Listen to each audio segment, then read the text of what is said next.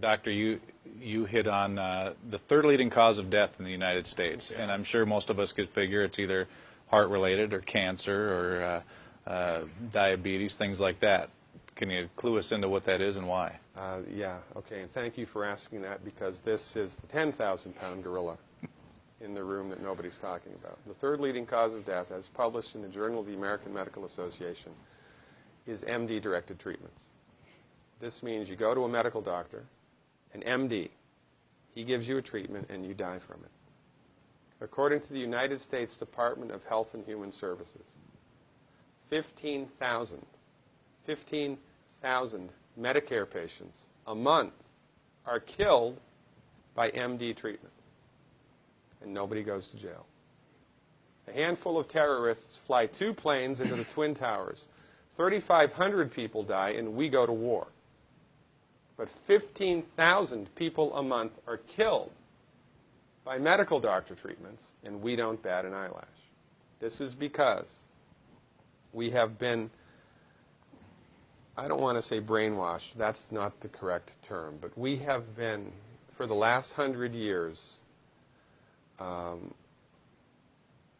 of led into this false belief. You know, I think it was Marcus Welby that started it, that the medical doctor is king and knows everything about everything. And really, you need to just shut up and follow your medical doctor's advice. Most people in the United States have no idea at all of the history of the evolution of medicine in the United States. In the early 1900s, it was a relatively level playing field between the chiropractors, the osteopaths, the homeopaths, and the MDs. In 1915, 1920, there was something called the Flexner Report.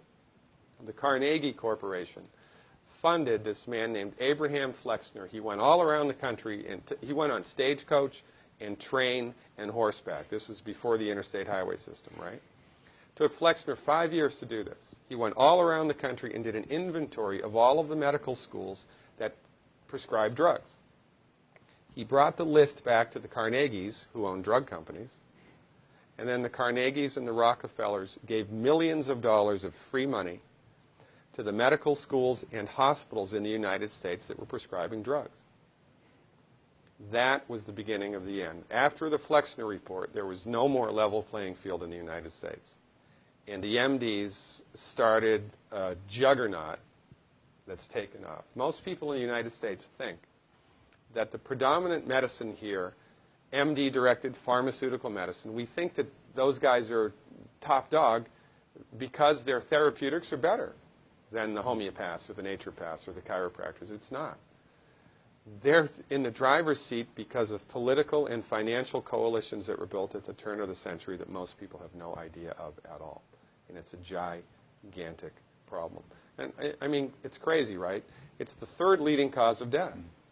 And yet, when the government makes noise about messing with people's insurance, everybody freaks out. And that's a whole other thing to talk about, isn't it? Because what is medical insurance? When you buy medical insurance, what are you doing? You're betting that you're going to get so sick you will not be able to afford it. Right? Yeah. Right. And then, so you pay good money every month to gain access to a system of medicine that's the third leading cause of death in the United States. We need our heads examined, quite frankly. That's why we give, Dr. Wallach and myself collectively, we give 400 free lectures a year. And we're building a grassroots network because people don't know this. I mean, people, I come to my lectures and they look at me and say, couch potatoes live longer? Medical doctors, the third leading cause of death? You know, what's going on here? We're like the people, you know, in Galileo's time saying, hey, everybody, you know, it's the sun that's at the center of the solar system, not the Earth. Well, hey, everybody, the Earth is round, it's not flat. Or, hey, everybody, slavery's a bad thing. Right? This is, we have a social agenda here. Why do we have a social agenda? Because people are suffering needlessly. You wouldn't believe, as God is my witness, you would not believe the things that I've seen people recover from in holistic medicine. The body's ability to fix itself is remarkable. And most of the time, all that the body needs to do that is the raw materials that it needs to do that.